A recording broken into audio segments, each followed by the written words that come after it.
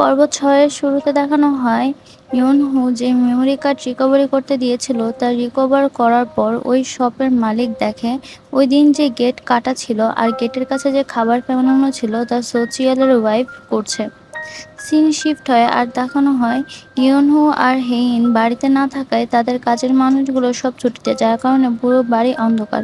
এই সুযোগের সদ্ব্যবহার করে সোচিয়ালের ওয়াইফ ওখানে আসে আর তার সাথে আমরা দেখতে পারি ইয়নকে। তখন আমরা বুঝতে পারি ইয়ন, সোচিয়ালের ওয়াইফ আর হেইনের মার পিয়ে তারা সবাই একসাথে মিলিত হয়ে ষড়যন্ত্র করতেছে। ইয়ন আর সোচিয়ালের ওয়াইফ দুজনে একসাথে ইয়ন এর রুমে আসে আর কিছু একটা খুঁজতে থাকে। এর হাতে তখন হেইনের প্রেগন্যান্সির আল্ট্রাসোনোগ্রাফি পড়ে। ইউনহুর লকার দেখতে পায়। ইউনহুর লকার দেখে ওখানে খুলতে যায়, কিন্তু সোচিয়ালের ওয়াইফ বলে ওই লকারে তুমি খুলে কিছুই পাবে না। কিন্তু ইউন বলে না, কিছু একটা পাওয়া গেলে যদি এমন কিছু একটা থাকে যার কারণে আমি ইয়নহু আর হেইনের মাঝখানে সমস্যা সৃষ্টি করতে পারবো, তাহলে এই লকারটা আমার জন্য অনেক জরুরি। আমি এই লকারটা খুঁজেই থাকবো, যে কোনো একটা এভিডেন্স পাইলেই হবে, আমি সেটা দিয়ে কাজ চালিয়ে নেব। সোচিয়ালের ওয়াইফ বলে সোচিয়াল একটা গাধা, আমি সোচিয়ালের মতো গাধা আর সৎ ছেলে আমি কোনোদিন দেখি নাই। এই কথা বলেই বলতে থাকে যে সোচিয়াল সবসময় গাধা বোকামো করে। সোচিয়ালের জায়গায় যদি আমি এই কোম্পানির মালিক হতাম তাহলে কোম্পানিকে কোথায় নিয়ে যেতাম। এ কথায় তারা বলতে থাকে। এখানে সিন শিফট হওয়ার পরে আমরা দেখতে পারি এদিকে সোচিয়াল আর তার মা দুইজনে একটা গাছের সম্বন্ধে কথা বলছে, যে গাছটা খাইলে অনেক ধরনের সুস্থতা পাওয়া যায়, যে গাছে অনেক ধরনের পুষ্টি আছে। তখনই বংজ অর্থাৎ হেইনের ফুপু বংজ এসে বলে তোমরা কি নিয়ে কথা বলছো। তখন তারা এই গাছ সম্পর্কে বলার পরে বংজ বলে তাহলে এই গাছটা তুমি আমাকে দিয়ে দাও। বলে কি যে না, এই গাছটা আমি আমার ছেলের জন্য নিয়ে এসেছি, মানে হেইনের মা বলে এটা গাছটা আমি আমার ছেলের জন্য নিয়ে এসেছি। বংজ বলে ভাবি এটা আমাকে দিয়ে দিলে সমস্যা কি, কয় কি তুমি এই গাছ নিয়ে কি করবা।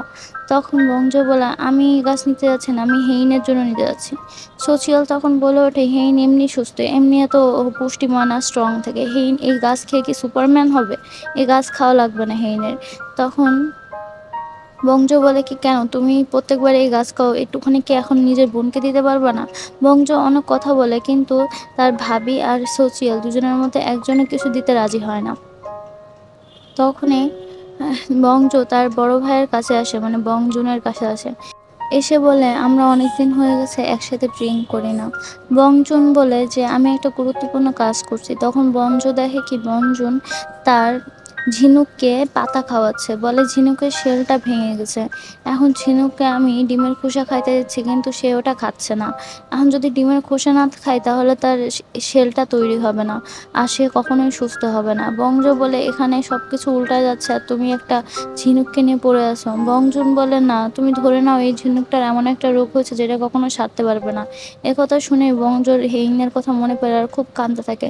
কাঁদতে কাঁদতে নিজের ভাইকে একটা ড্রিঙ্ক বানিয়ে দিয়ে বলে কি এটা তুমি খাও। তখন তার বংচুন বলে যে আমি জানি তুমি ড্রিঙ্ক করার বাহানা খুঁজতেছো, এই জন্য তুমি এরকম করছো। যাই হোক, আমাদের পরিবারের মধ্যে সবচেয়ে খারাপ অবস্থা এখন তোমার। কথা বলে আর দুই ভাই বোন মিলে ওখানে ড্রিঙ্ক করতে থাকে। এদিক দিয়ে সিন শিফট হয়, আমরা দেখতে পারি হেইন আর ইয়নহো জার্মানিতে বসে আছে একটা হোটেল রুমে।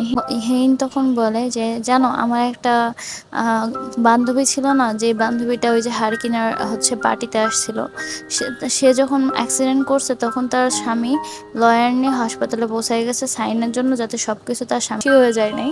তোমাকে বিয়ে করতে চাওয়াতে আমার মা শর্ত দেয় তুমি যাতে কোনো সম্পত্তি না পাও, এই জন্য একটা দলিলও লিখা। হেইনের হসপিটাল থেকে মেসেজ আসে যে হেইন হসপিটালে হোয়াইট ব্লাড সেল বাড়ানোর জন্য ইঞ্জেকশন দিয়ে একটা থেরাপি দিবে।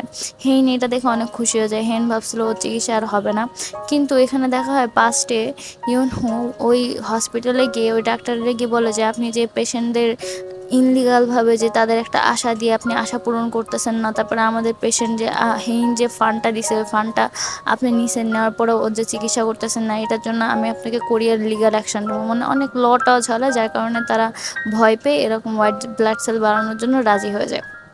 মানে হেইনের চিকিৎসা শুরু করার জন্য রাজি হয়ে যায়। এটা পাস্টে দেখানো হয়। এখানে হেইনও খুশি হয়ে যায় আর প্রেজেন্টে ইউনহোও খুশি হয়ে যায়। তারপরে দুজনে খুশিতে ইউনহো বলে যে তুমি হচ্ছে কাঁচা খাবার খাবা না, নিজের প্রোটিনের খেয়াল রাখবা, সব কিছু খেয়াল রাখবা, মানে রুলস বলে। তখন হেইন বলে তুমি এত কিছু কীভাবে জানো? ইউনহো বলে যে এটা জেনারেল নলেজ, কি এগুলো আবার জেনারেল নলেজ কবে থেকে শুরু হয়ে গেল?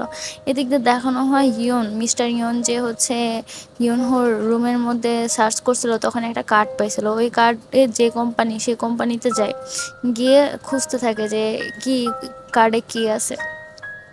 ওই কার্ডের খোঁজ করতে করতে ওই শপে চলে যায়, যে শপে ইয়নহো তার মেমোরি কার্ডটা দিয়েছিল, মানে গাড়ির ড্যাশ ক্যামেরার মেমোরি কার্ডটা দিয়েছিল যাতে ডিলিট করা ফুটেজ বের করা যায়। তখন ইয়ন গিয়ে ওই লোকটাকে বলে যে আপনি যদি আমার হেল্প করেন আমি আপনাকে অনেক টাকা দেবো। ইয়ন ওই টাকা দিয়ে ওই ভিডিওটা কিনে নেয়। আর হচ্ছে তখনই ওই ভিডিওটা গিয়ে সোচিওলার ওয়াইফকে দেখানো হয় যে তোমার একটা ভুলের কারণে আজকে আমরা সবাই ফেঁসে যেতাম। সোচিওলার ওয়াইফ তখন হচ্ছে বলে কি যে এই কাজগুলো তোমার ছিল, মানে একটা জাস্ট কথাবার্তা কাটাকাটি হয় ওদের মাঝখানে। তারপরে ওখান থেকে সিন শিফট হয়, যেখানে দেখানো হয় সোচিয়ালার বাচ্চাকে নিয়ে সবাই সন্দেহ করে যে এটা আসলে সোচিয়ালার বাচ্চা কিনা। এই জন্য সবাই ডিএনএ টেস্ট করে, কিন্তু ডিএনএ টেস্ট তো পিএই করে, তাই এখন ডিএনএ টেস্ট মেবি ভুল আছে কি ঠিক আছে এটা এখানে দেখানো হয় না। কিন্তু পিএ তখন বলে যে হ্যাঁ হ্যাঁ ডিএনএ টেস্ট তো ঠিক ছিল, আমরা তো করছিলাম, এরা সোচিয়ালেরই বাচ্চা। পরে সোচিয়াল ওখান থেকে রাগ করে খাবার টেবিল থেকে উঠে যায় যে তোমরা আমার ওয়াইফের সামনে এটা কোন ধরনের কথা বলতেছো বলে উঠে গিয়ে সোচিয়াল বাসায় চলে আসে, মানে ওয়াইফের সাথে রুমে চলে আসে। রুমে চলে এসে ওয়াইফকে বলে তুমি চিন্তা করো না, আমার বাবা মা এরকম কথা বলে তুমি কোনো কষ্ট পেও না, আমি তোমার সব কষ্ট থেকে তুলে রাখবো। মানে সোচিয়াল একটা ভালো হাজবেন্ড, এটা বোঝানো যায়। কিন্তু এখানে পাঁচটা দেখানো হয় সোচিয়াল মানে কুইন্স গ্রুপের একটা অনাথ আশ্রম ছিল, যেখানে সব অনাথ বাচ্চারা থাকতো।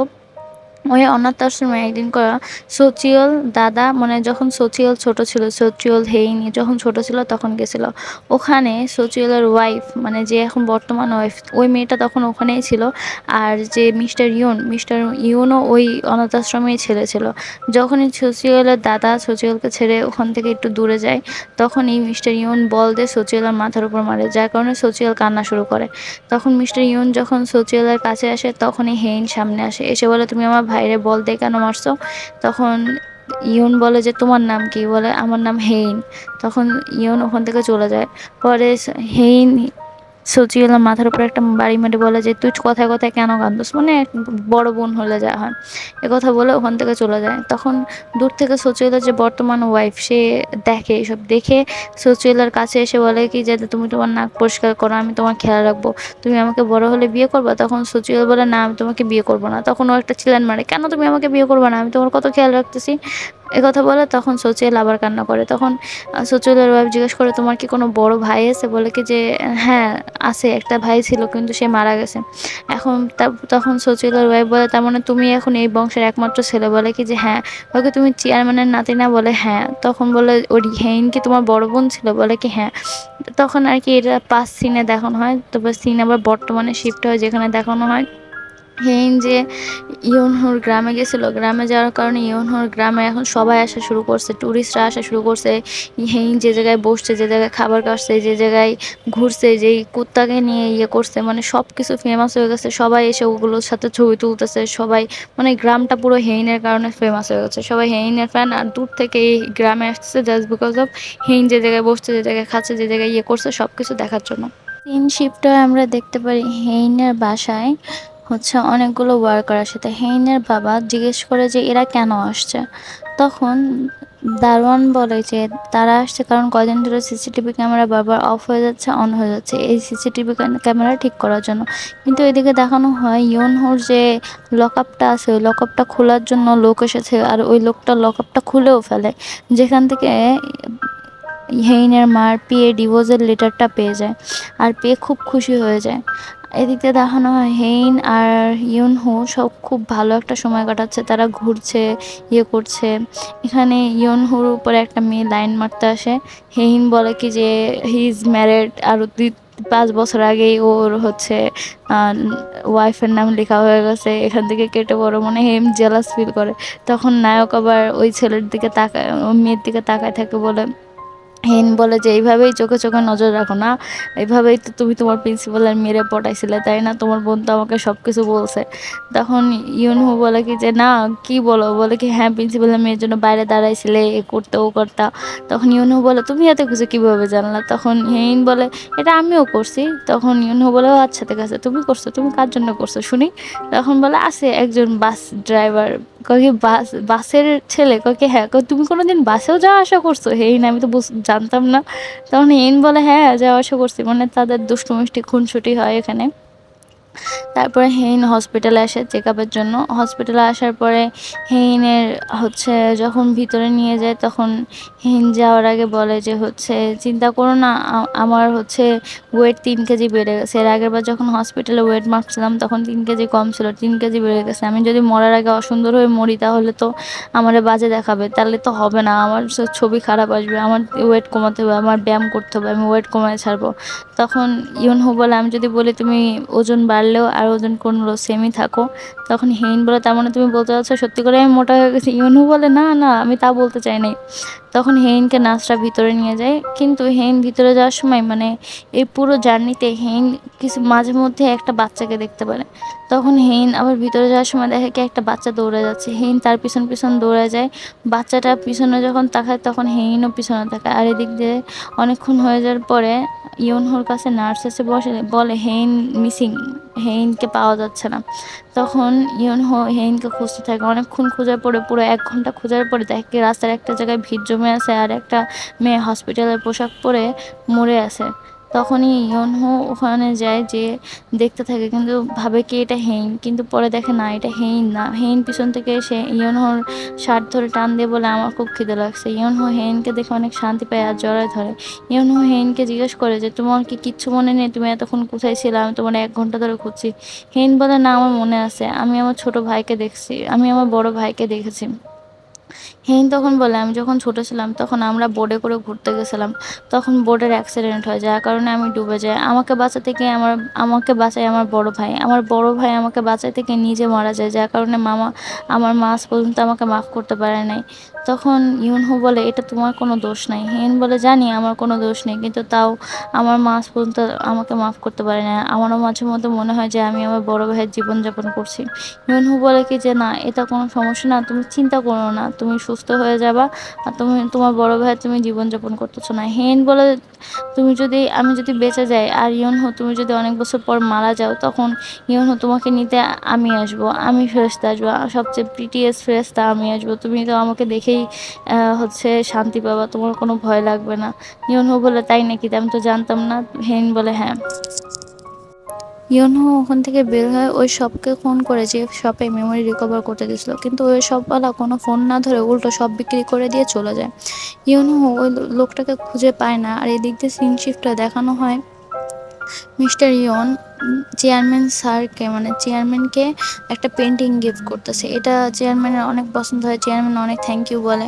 আর তারপরে পেন্টিং গিফট করার পরে হচ্ছে মিস্টার ওয়ান শুনতে পারে যে তারই ম্যানেজার তার কোম্পানি থেকে কত কোটি টাকা মানে সরায় ফেলছে। এই জন্য মিস্টার চেয়ারম্যান অনেক রেগে যায়। রেগে যাওয়ার পরে ইনভেস্টিগেশন হবে বলে ওখানে লোক আসবে। তখন চেয়ারম্যান বলে, "আচ্ছা ঠিক আছে।" কিন্তু যখন সে তার এই কথা গার্লফ্রেন্ডের সাথে শেয়ার করতেছিল, তখন তার গার্লফ্রেন্ড মানে তাদের একটা চেস টাইপের খেলা, ওই খেলা খেলতে গিয়ে ওই গুটি নিচে পড়ে যাওয়ার পর যখন ওটা তুলতে যায় তখন বলে কি, "এটা কি?" ওখান থেকে একটা ক্যামেরা পায়। ওই ক্যামেরাটা দিয়ে বলে কি যে এটা তো আশেপাশে সেন্সার, এটা হচ্ছে মানে ক্যামেরা না, ওটা ভয়েস রেকর্ডার। ভয়েসে করে, রেকর্ড করে, ভয়েস বা শব্দ হলে ওগুলো রেকর্ড করে। তখন মানে সার্চিং টিমকে ডাকা হয়, তারা সবাই এসে সার্চ করে, বলে কি এটা ১.৫ কিলোমিটার বা ২.৫ কিলোমিটারের মধ্যে এটার ডিভাইস হওয়ার কথা। তখন খুঁজে খুঁজে দেখে কি ইয়ন হুর রুমে এই ক্যামেরার ডিভাইসটা রাখা আছে। এটা দেখে তো সবাই অবাক হয়ে যায়। আর চেয়ারম্যানও খুব রেগে যায়, ভাবে ইয়ন হু তার বিরুদ্ধে করতেছে। পরে ভয়েস শুনে, যে ভয়েসের মধ্যে ইয়ন হু বলতেছে কি যে হচ্ছে এই ক্যামেরার সবকিছু করো, টাকা সরা দাও, মানে এটা এডিট করাটা বোঝাই যাচ্ছে। কিন্তু ওরা সবাই ভাবে কি যে আসলে এটা ইয়ন হু করছে। পরে এখানে ইয়নের হেইনের মা হেইনকে কল করে সব কথা বলে। হেইন তখন বলে, "তোমরা আমাদের আন্দাজে দোষ লাগাও না, আমরা এতদিন বাসায় ছিলাম না। দেখো কেউ আমাদের পিছনে গিয়ে আমাদের রুমের মধ্যে ওই জিনিসটা রেখে দিচ্ছে। তুমি সিসিটিভি ফুটেজ চেক করো।" কথা বলে হেইন কল কেটে দেয়। আর এদিক দিয়ে দেখানো হয় ইউন হু তার ওই ফ্রেন্ডকে ফোন করে, যে ফ্রেন্ডটা মানে কোরিয়াতে আছে, ওই ফ্রেন্ডকে বলে কি ওই দোকানে যাইতে। ওর ফ্রেন্ড ওই দোকানে গিয়ে বলে দোকান তো বেচে দিছে। তখন ইউনহো বলে কি দেখ আমি ওখানে গাড়ি রাখছি, গাড়ি আমার গাড়ি ওখানে পার্ক করা আছে। কই কি তুই তোর গাড়ি এখানে কেন পার্ক করছস? কই কি তুই যা গিয়ে দেখ তো ওখানে পার্ক করা আছে। গাড়ির টায়ারে রাইট সাইডের টায়ারে চাবি আছে। চাবি পরে নেয়, নেওয়ার পরে ওই চাবি নিয়ে গাড়ির ভিতরে ঢুকে বলে কি গাড়ির ড্যাশ ক্যামের ফুটেজ বের করে দেখ যে হচ্ছে ওর সাথে কে কে দেখা করতে আসছিল আর ও কখন ওর দোকান ছেড়ে চলে গেছে, এটা তুই দেখে আমাকে জানা। সিন শিফট হলে আমরা দেখতে পারি ইয়নহোর রুমে যে লকআপটা আছে ওই লকআপটা মানে চেয়ারম্যান, কোন কোম্পানির চেয়ারম্যান খুলতেছে, কিন্তু ইয়নহোর শ্বশুর মানা করে যে যে না ওরা আসলে এই কাজটা করা যেত, কিন্তু বলে না চুপ করো। তখনই ওই লকআপটা খুলে দেয় কি লকআপের মধ্যে ডাইভোর্স পেপারটা রাখা। এটা দেখে বলে কি কত বড় ধোঁকাবাজ। আর এদিক দিয়ে আমাদের দেখানো হয় যে মানে চেয়ারম্যানের যে গার্লফ্রেন্ড মো সুন হি, ও ও হচ্ছে মানে ওর এটা আসল নাম আর ওর নকল নাম নিয়ে আসে। যার নাম নিয়ে আসে সে 30 বছর আগেই মারা গেছে।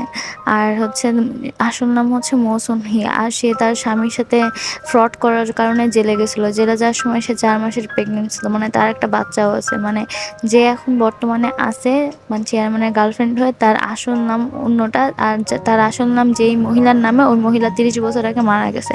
আর ওই মহিলাটা আর হচ্ছে তার গার্লফ্রেন্ড, মানে যে এখন গার্লফ্রেন্ডটা ফেক হয়ে আছে, তার নাম হচ্ছে মৌসুম হে। এটা আর কি তোমরা বুঝছো কিনা আমি জানি না, বাট আমি বোঝানোর ট্রাই করলাম। আর হচ্ছে এটা হচ্ছে বংজো জানতে পারে, মানে হেইনের খালা। এটা জেনে তো হেইনের ফুবু অনেক মানে বলে কি যে রেগে যায় যে তাহলে মনে হয় ও আমাদের সাথে ধোঁকা দিচ্ছে। তখনই সিন শিফট হয়ে যায়। আর দেখানো হয় না নায়ক আর নায়িকা মানে হেইন আর ইউনহো দুজনে মিলে হাঁটাহাঁটি করছে। তারা দুজনে হচ্ছে কথা বলছে। আর হেইন বলছে আমার কি প্রে করা উচিত, কালকে আমার টেস্টের রেজাল্ট বেরোবে, আমি কি প্রে করব যে আমার যাতে ভালো রেজাল্ট আসে, আমার যাতে হচ্ছে চিকিৎসা হওয়ার ইয়ে হয়। তখন এই নিয়ে তারা কথা বলতে থাকে। হেইন বলে আমার এখন লাকের অনেক দরকার। তখনই হেইন সামনে দেখে একটা কাবাবের দোকানে অনেক ভিড় লেগে আছে। হেইন বলে আমার মন চাচ্ছে ওই দোকানে গিয়ে ওখানে অত ভিড় কেন ওটা দেখতে। তখন ইউনহো বলে তোমার তো ভিড় এলাকা পছন্দ ছিল না, তোমার তো লাইনে দাঁড়ানো পছন্দ ছিল না। হেইন বলে কিন্তু এখন আমি ওই সব কিছু করতে চাই, আমিও চিন্তা করতে চাই যে আমি আস্তে আস্তে কাবাব পোড়ায় যাবে কিনা। এই কথা চিন্তা করে হেইন বলে আমিও ওখানে গিয়ে দাঁড়াতে চাই, চলো যাবো। তখন ইউনহো বলে ঠিক আছে তুমি লাইনে দাঁড়াও আমি আসতেছি। এই কথা বলে ইউনহো দেয় একটা খিচ্চা দৌড়। দৌড় দিতে দিতে দিতে দিতে দিতে দিতে একটা জায়গায় এসে, যে জায়গা থেকে হেইন একটা লাকের চেন কিনছিল, ওই জায়গায় এসে সব কটা লাকের চেন কিনে ফেলে, মানে লাকি চেন। ওই চেন কিনে আবার হচ্ছে হেইনের কাছে আসতে থাকে। এই দিক দিয়ে হেইন ওই কাবাবের দোকানে এসে হচ্ছে যখন হেইনের আগে যে থাকে সে বলে কি কয়টা কাবাব আছে, তখন ওই লোকটা বলে 5টা কাবাব আছে। বলে কি ঠিক আছে 5টাই দিয়ে দেন। তখন হেইন বলে হেই আপনি যদি 5টাই নিয়ে নেন তাহলে আমরা কি খাবো। তখন ওই লোকটা বলে যে আমি এত দূর থেকে বিদেশ থেকে আসছি শুধুমাত্র এই কাবাব খাওয়ার জন্য, আমি যদি 5টা না নিতে পারি তাহলে নিব কি। তখন হেইন বলে যে হোয়াট ইফ আই সে, মানে আমি যদি বলি যে আমি 3 মাসের মধ্যে মারা যাব, যার মধ্যে আমার 1 মাস চলে গেছে, এখন আর আমার হাতের মধ্যে 2 মাস আছে, তাহলে এই কাবাব আমি আর কোনোদিন খাইতে পারবো কিনা জানি না। হেইন যখন এই কথা বলে তখন সবাই রাগের চোটে ওই লোকটার দেখতে থাকে। তখন ওই লোকটা হেইনের দিকে তাকায়, তখন হেইনকে দিয়ে দেয়। হেইন এত খুশি হয় যে কাবাবটা এমনভাবে ধরে যেন ওটা কাবাব না একটা ট্রফি। তারপরে যখন হেইন রাস্তার কাছে আসে তখন ওই দিক দিয়ে ইউনহো তালার ওখান থেকে আসে, যেখানে হেইন আর ইউনহো 3 বছর আগে তালা মানে লাভ লক লাগাইছিল। ওখানে লাভ লক দেখে ইউন খুঁজে একটা হচ্ছে ছবি তুলে নেয়। ইউনহো ছবি তুলে যখন এই রাস্তার এই পাশে আসে তখন হেইন আর ইউনহো রাস্তার এই পাশে ওই পাশে দাঁড়ায় থাকে। তখনই হেইনের ফোনে হেইনের মা ইউনহোর যে ডিভোর্স পেপারটা রেডি করছে ওই ডিভোর্স পেপারের ছবি পাঠায় দেয়। হেইন ওই ছবিটা দেখে অবাক হয়ে যায়। তারপর ইউনহো যখন রাস্তা পার হয়ে আসে তখন হেইন ইউনহোকে দেখায় যে এটা সত্যি কি মিথ্যা বলো। ইউনহো তখন স্বীকার করে যে হ্যাঁ এটা আসলেই সত্যি। তখন সিন শিফট হয়ে আমরা দেখতে পারি হেইন যে মাঝখানে একটা কথা বলছিল যে সে হচ্ছে একজনের সাথে দেখার জন্য রাস্তা ঘুরে ঘুরে যেত, দাঁড়ায় থাকতো, সময় নষ্ট করতো। হেইন যে মানে নায়কের সাথে খুনসুটি করে যে স্টেশনে যে কথাটা বলছিল, ওটা এখানে দেখানো হয় পাঁচটায় হেইন হচ্ছে নায়কের জন্য আসে, মানে বাস দিয়ে ঘুরে ঘুরে নায়ক যখন হেইনকে ছাতা দেয় কিন্তু ওরা বৃষ্টিতে ভিজে ভিজে যায়, তখন হেইন গাড়িতে ফলো করতে করতে নায়কের পিছন পিছন যায়, নায়কের বাস ফলো করতে করতে যায়। মানে আর কি এটা একটা বাস সিন দেখানো হয়। আর এখানেই এই এপিসোড শেষ হয়ে যায়। Tata bye bye. আর সরি এপিসোডটা একটু বড় হয়ে গেছে, I am so sorry, next time একটু ছোটো করার চেষ্টা করবো। Tata bye by.